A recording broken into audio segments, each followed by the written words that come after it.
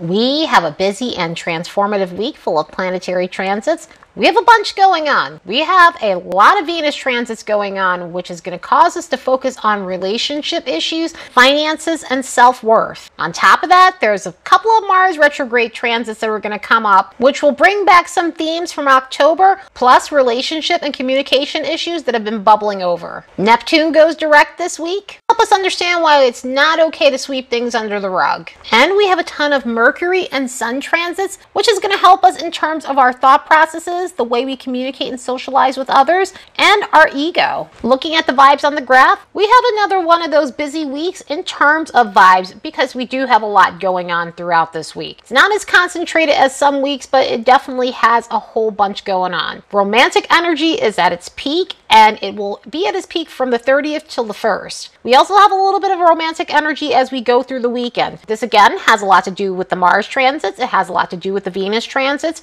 So we're going to have a big focal point on relationships once again. Solitude energy seems to peak and valley. There's a steady stream of it as we get from the 28th through the 30th. It dips for a little bit on the 30th and then it pops right back up all the way up until the 2nd, and we have a low level of it as we go through the weekend. It is intersecting good luck energy. It is intersecting mental energy. It is also intersecting emotional sensitivity and psychic energy, and also imagination and confusion. So this could be a week where, we have some decent energies, but we may need some time to ourselves. A lot of the solitude energy has been popping up because of some of the harsher energies we've had. Even with one of those weeks that we've had through the month of November where it was a phenomenal week, it was still popping up because there is some stuff that's underlining that's causing us to want some space to ourselves, which makes sense. And of course, with the emotional sensitivity going on this week, we could feel more triggered than normal. The 30th all the way up until about the 2nd, that imagination and confusion is going to leave a layer of fog on certain things, so we will need to take our time and make sure we are understanding everything before we're signing on the dotted line or before we're taking someone for their word. So this will be a colorful week. Let's look at the next bunch of days and see what we can expect. As a reminder, don't forget to like and subscribe because it helps this channel grow. And if you'd like to support the work of this channel, you could do so by buying me a fresh cup of coffee. There's a link in the description box below.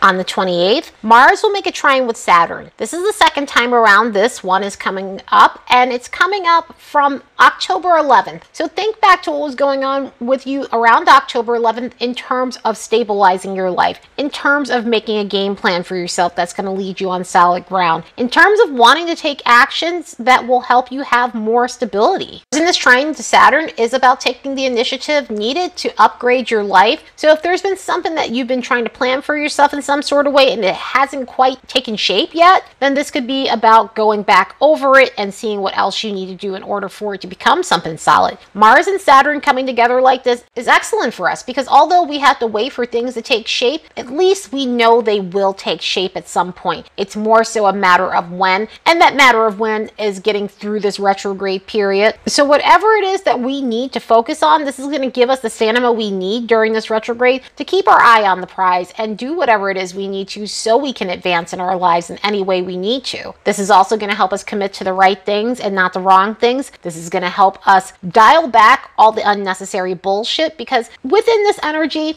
we're dealing with Mars in Gemini, which could be a very scattered energy, especially within a retrograde. And so with Saturn here, it's going to help you narrow down your options. It's going to help you contract. Saturn is about contraction. It is not about expansion like Jupiter. So this could help you narrow down your options so that way you're not wasting and scattering your energies on the wrong things and you're focusing on the right things. So that way you stay on track and you have that success that you're chasing. This energy will come back up one more time around March 30th. The March 30th thing is interesting because Mars will be out of its post shadow and Saturn will be out of Aquarius. Mars will be in Cancer and Saturn will be in Pisces, and they will connect again in this trine. And even though it's out of the post shadow, something's going to come together as a result of this in terms of whatever you're trying to take responsible actions for to help your life and to help you upgrade so you can get to that next level in your life with a good game plan. That same day, Venus is making a quincunx with Uranus, and Venus and Mercury throughout this week, we'll see a little bit more of that stuff that they've been doing with one another. Venus and Mercury are following close together.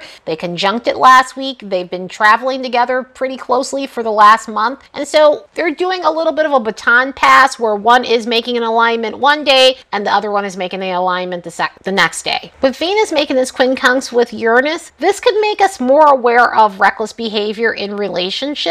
This can make us aware of the fact that we may be choosing people who have reckless behavioral patterns, or it's us ourselves that are doing the recklessness in relationships. On one hand, this could be exciting in terms of the intimacy part that comes with this, because this could be just over the top like intimacy, but at the same time, there could be some extreme things that happen as a result of this reckless behavior in terms of being loose and free and then regretting it later, or pretending to be experimental just for the fact of being shocking and then just kind of just feeling more embarrassed. And the thing with this is it could come up as just either us embarrassing ourselves and realizing we need to change our behavior, or it could be someone else just kind of popping up and showing us that we don't need to be that way. But in this energy, it could be just that whole looking for cheap thrills, doing things for the thrill of it, and not really having any regard for the consequences later. So you definitely want to make sure you're not doing that, especially if you're in a romantic, committed relationship. You want to make sure you're breaking up the monotony in a healthy way. Starting fights or starting shit or doing something abrupt just to get a reaction and just to break up the monotony of it all. And also be aware of changing up your style and just going on crazy shopping sprees just because you need a rush, that retail therapy rush and stuff, that dopamine hit, because you can end up buying something you don't like and you just wasted all that money. But also experimenting with your looks when we have hard Venus-Uranus transits is not always advised, because otherwise you might end up with something that you don't want in terms of,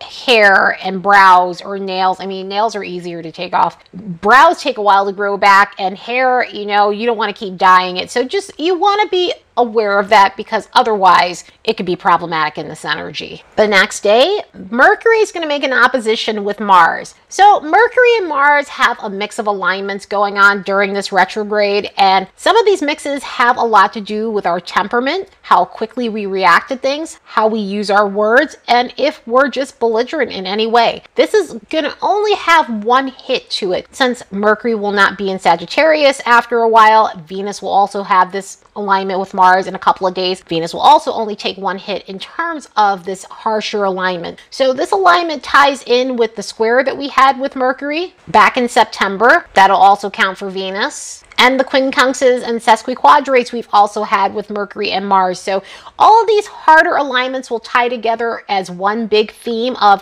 really being aware of your temperament, really being aware of how you communicate with others. This could be bringing back conversations since September where just nothing got resolved, or something was said in a nasty manner, and now it's coming back up to either be addressed, resolved, or, could come back to bite the person in the ass, or vice versa. And so you want to be aware with this energy and work through whatever you need to work through, or even if it's a situation where obviously you're not the one doing it, you're cutting someone off for this type of behavior, or you're asserting yourself, because sometimes within this energy, it's not about having a nasty mouth all the time. A lot of the times it's learning to assert ourselves, learning to stand up for ourselves in situations where we need to use our words and we need to let people know that they can't run all over us. So this energy can be harsh in that sort of way, but it may have some constructiveness to it because Saturn is connecting to that. Saturn is still in that trine with Mars, and Mercury is going to be making a sextile with Saturn on that day. So this could lead to a constructive conversation in terms of some sort of resolution for these circumstances. This energy with Mercury and Saturn is great for being level-headed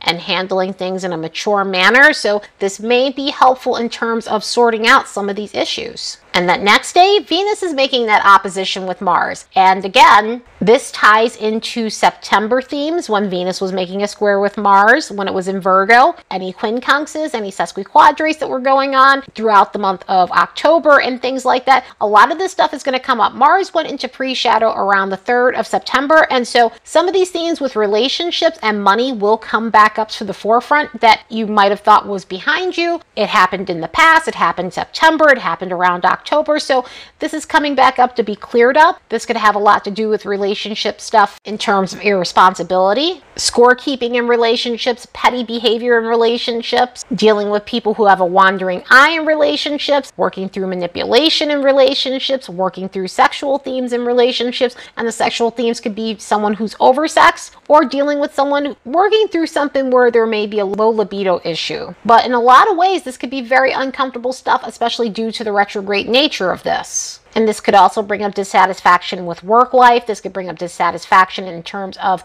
your financial situation and wanting to work through that, or finding ways to become more responsible within that area, or looking to see whatever it is you can do to get yourself to a better place in those areas. We will keep seeing these themes pop back up in other Mars-Venus situations. The next one in terms of the square coming from this will be around February 3rd when we hit the post shadow. And by that point in time, there should be more clarity on these situations, but we will continue to see a little bit more in terms of other alignments with Venus and Mars in terms of relationships and finances. The next day on the 1st, Mercury is going to make a square. Venus is going to make a sextile with Saturn. And so that's going to be helpful in terms of grounding energy, because Mercury making that square with Neptune has a lot to do with feeling foggy. It has a lot to do with not paying attention to crucial details. And we're going to have to go really slow when it comes down to important stuff, because this energy in itself can leave us feeling very much off kilter. Our memory might feel a little shot in this energy.